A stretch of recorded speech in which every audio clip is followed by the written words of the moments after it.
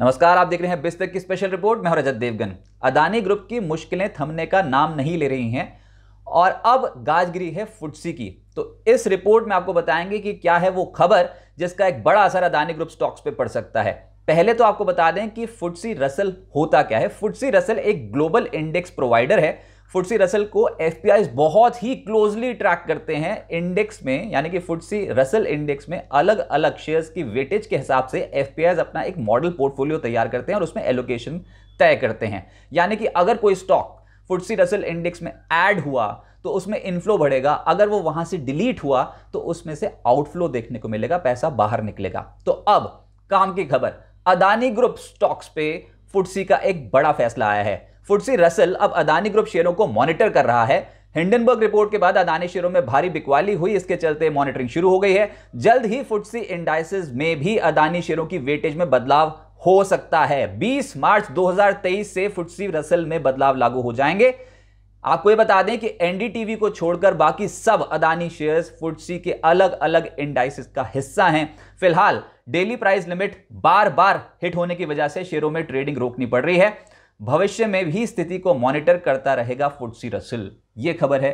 और अगर ये वेटेज कम होती है अदानी की कुछ चुनिंदा स्टॉक्स की, तो दूसरा झटका होगा, कंसेक्यूटिव झटका, जो अदानी ग्रुप शेयरों पे पड़ेगा। क्योंकि आपको पता ही है, पहले एमएससीआई यानी कि मॉर्गन स्टैनली कैपिटल इंटरनेशनल ने भी वेटेज कम करने की बात की गई थी चुनिंदा अदानी शेयर्स की। 4 शेयर्स थे जिसमें हाल में एमएससीआई ने बोला था कि उसकी वेटेज को घटाया जाएगा। In fact Adani enterprises, Adani total gas, Adani transmission, ACC का एफआईएफ फैक्टर घटाने की बात की गई थी। एफआईएफ यानी कि फॉरेन इंक्लूजन फैक्टर।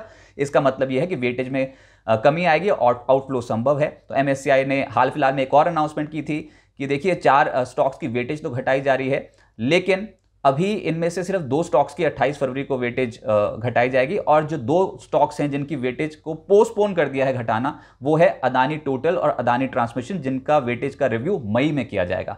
तो अब फुटसी की भी गाज गिर गई।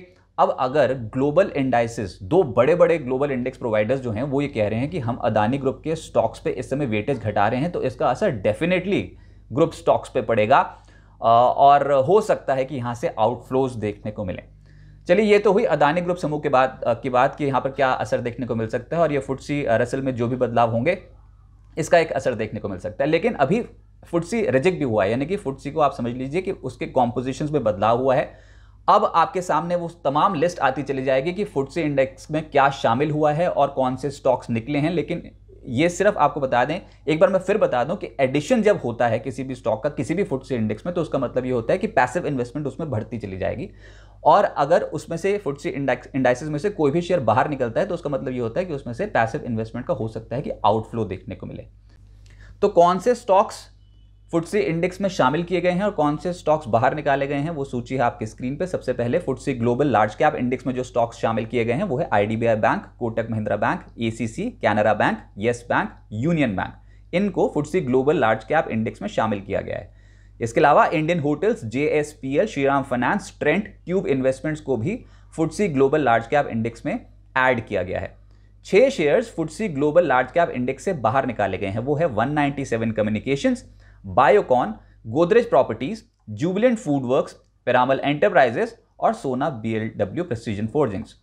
FTSE global mid cap index में जो भारतीय शेयर शामिल किए गए हैं वो हैं APL Apollo tubes, Biocon, Godrej properties, Indian bank, Jubilant FoodWorks, 197 communications, Patanjali foods, Piramal enterprises, solar industries, सोना बीएलडब्ल्यू प्रेसिजन, सुप्रीम इंडस्ट्रीज और वेदांत फैशंस को भी FTSE global mid cap index में शामिल किया गया है।